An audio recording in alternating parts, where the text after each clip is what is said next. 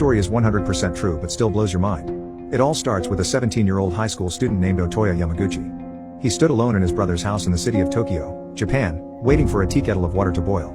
It was a Wednesday, so Otoya should have been at school, but that day he had gone to school and then snuck out the side door during lunch. More and more often these days, Otoya was feeling like school was meaningless. It was hard for him to sit in history class and watch all of his classmates diligently take notes when, in Otoya's mind, he felt like all the real history was happening outside of the classroom. Just then, the kettle on the stove began to whistle, which meant the water was boiling, and so Otoya grabbed the kettle. He took it off the burner and he poured it over a tea bag and a cup.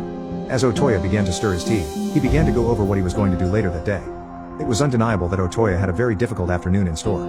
He had a meeting with a person who was very important, and during this meeting, Otoya would have to deliver some bad news. In fact, this news was so bad that Otoya had decided what he was going to do was literally write down this bad news and hand deliver it. Now, Otoya had not quite figured out what he was going to write. But he knew whatever it was, it would have to be perfect. For months now, Otoya had been trying to articulate this bad news that was really weighing heavily on him to his peers, adults, and anybody who would listen. But nobody took Otoya seriously. Adults would look at Otoya and think, oh, that's just some kid.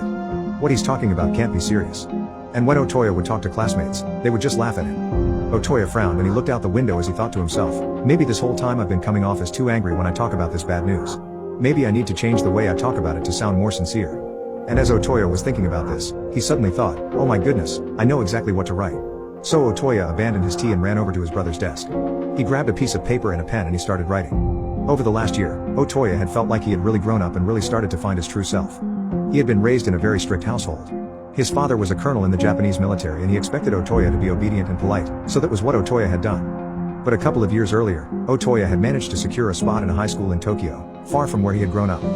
Far from his father, Otoya was really excited. He felt like going to this high school in Tokyo would finally allow him to get out from under his dad's strict authoritarian rule. His father had let him go to the high school in Tokyo, but after only a couple of weeks, it turned out Otoya's father had changed his mind and insisted that Otoya come back home.